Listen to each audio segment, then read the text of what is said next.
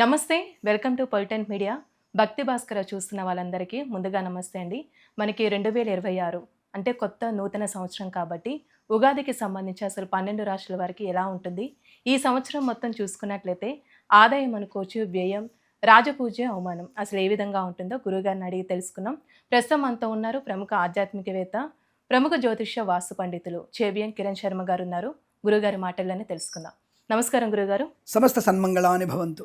గురుగారు, ఉగాది నుంచి కుంభరాశి వారికి అసలు ఏ విధంగా ఉంటుంది? ఆదాయం, వ్యయం, రాజపూజ్యం, అవమానం గురించి తెలియచేయండి. ఒకటి, చాలా మంది కుంభరాశికి మకర రాశికి ఒకేలాంటి ఆదాయ వ్యయాలు ఇస్తుంటారు. కానీ అలా ఉండాల్సిన అవసరం ఏం లేదు. బట్ ఇక్కడ మేషరాశికి వృశ్చిక రాశికి ఒకే ఆదాయ వ్యయాలు ఇస్తుంటారు. అలాగే కొంతమంది తులారాశికి వృషభ రాశికి అలాంటివి ఆదాయం వ్యయం సేమ్ ఇస్తుంటారు. అలా ఏమి ఉండవండి. బట్ ఇక్కడ ఈ కుంభరాశి వారికి కూడా ఆదాయం 2, వ్యయం 8గా చెప్పబడుతోంది. 2 ఆదాయం, 8 ఖర్చు. మరి రాజపూజ్యం 4, అవమానం 2. అంటే మనం ఇందాక అనుకున్నాం, ఈ సంవత్సరంలో బాగా ఉండే రాశులు ఏవయ్యా అంటే నెంబర్ 1 ప్లేస్లో ఉండేది తుల అయితే నెంబర్ 2 ప్లేస్లో ఉండేది కుంభరాశి. చాలామందికి ఇది ఆశ్చర్యం. అలా ఎలా సాధ్యమవుతుంది స్వామి అంటే అద్భుతమైనటువంటి యోగమే ఉంది వీరికి. ఎందుకంటే ద్వితీయంలో కొంచెం శని ఉన్నాడు వీళ్ళకి. అంటే ఏళ్ళాడు శనిలో ఉన్నారు వీళ్ళు నిజంగా చెప్పాలంటే. కానీ వీరికి అదృష్టం ఏంటంటే రేపు జూన్ నుంచి మీనంలోకి మీనరాశి వైపు గురుదృష్టి ఉండడం వల్ల, అంటే తన ఇల్లు తను చూసుకోవడం వల్ల శని వీరిని ఏం చేయలేడు.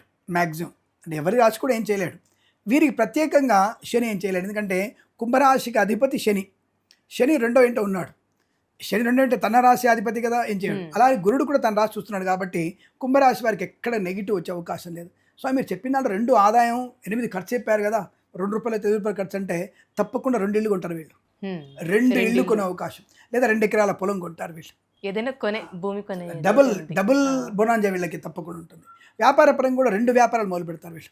పిల్లలు మాత్రం 2 చేసుకోరు, 1 చేసుకుంటారు. అది గ్యారెంటీ, అది జాగ్రత్త. మళ్ళీ పిల్లలు 2 కానొచ్చు వీళ్ళు. కౌల పిల్లలు కూడా పుట్టే అవకాశం కూడా ఉంది. కళాకారులకి, క్రీడాకారులకి చాలా మంచి ప్రయోజనాలు ఉన్నాయి. అలాగే సంతాన యోగం ఉంటుంది. జూన్ తర్వాత నుంచి వీరికి ఇంకా అనుకూలమైనటువంటి, అంటే కొంచెం శత్రువుల బాధ ఎక్కువగా ఉంటుంది. బట్ జూన్ తర్వాత నుంచి జూన్ టు అక్టోబర్ మధ్యలో సామాన్య ఫలితాలు ఉంటూ నవంబర్ నుంచి వీళ్ళకు ఉన్నటువంటి రాజయోగం అద్భుతం.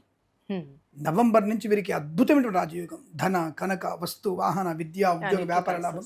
ఈ జూన్ వరకు కూడా బాగా ఉంది. ఈ జూన్ వరకు కూడా అందరు ఏళ్ళు నాడిసిన వల్ల ఇబ్బంది పడుతుండేవారు. కానీ గత సంవత్సరంలో ఉన్నటువంటి మాటలు ఉంటాయి. అంటే కొన్ని మాటలు పడడం, ఒకసారి అవమానపడడం, అవమానం ఉంది, కొద్దిగా ఉంది. బట్ అవమానం కన్నా ఒక దగ్గర అవమానం పడ్డా రాజపూజ్యం చాలా బాగా ఉంటుంది. అవమానం చేసిన వాడి గౌరవించే అవకాశాలు, కొత్త వ్యాపార ప్రారంభం చేసే అవకాశం, అలాగే కొత్త వస్తువులు కొనుగోలు చేయడం, కన్సల్టెన్సీ ఆధారపడవచ్చు, మ్యారేజ్ గురించి ఆధారపడవచ్చు, మంచి వార్తలు వింటారు, సంతాన యోగం ఉంది, వివాహ యోగం ఉంది. అలాగే వ్యాపార పరంగా కూడా మంచి లాభం ఉంది. Automobile, electronic, construction, real estate, మద్యపానం, హోటల్, ఇంటీరియర్, ఎక్స్టీరియర్, ఫర్నిచర్, గాజు పరిశ్రమ, ఫార్మా, సిమెంటు, ఐరన్, ఇటుకలు, ఇసుక వ్యాపారంలోను ఈవెంట్ చేసేవారు గొప్ప ఈవెంట్స్ రావడం. అలాగే ధనప్రాప్తి ఉండడం, share market, speculation, communities, crypto currency, bitcoins, లాటరీల వల్ల తప్పక ధనప్రాప్తి ఉంటుంది. మరి అదేంటి సార్, మరి మధ్యలో కొద్ది ఇబ్బంది ఉంది కదా. ఈ మధ్యలో ఉన్నటువంటి ఇబ్బందులు కొంతకాలమే. ఆ నెగిటివ్ అనేది వీరికి వచ్చేటువంటి షష్టమ స్థానంలో గురుడు అనేవాడు కొంత ఇబ్బంది కలిగిస్తాడు.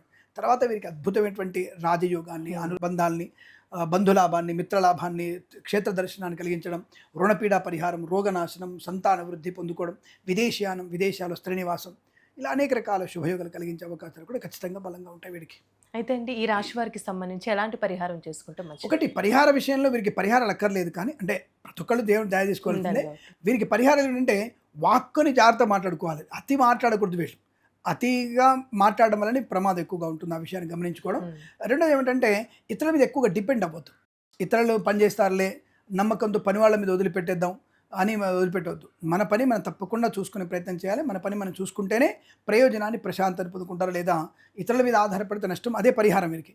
ఇక భగవంతుని అనుగ్రహం, ఏ భగవంతుని ఆరాధన చేయాలన్నప్పుడు తప్పకుండా వీరు విష్ణు సహస్రనామ పారాయణం ఉత్తమం. ప్రతిరోజు రామనామ పారాయణం, గురు దత్తాత్రేయ స్వామి చరిత్ర పారాయణం చేసుకోవడం వల్ల మంచి ప్రయోజనం ఉంటుంది. అలాగే రైతులకు కూడా మంచి లాభాలు ఉన్నాయి. పూలు, పళ్ళు, కూరలు పండించే వారికి, సూపర్ మార్కెట్, కిరాణా వ్యాపారంలోను, అలాగే మత్స్యకారులకి, రొయ్యలు, చేపలు చెల్లె వారికి కూడా మంచి లాభాలు ఉన్నాయి.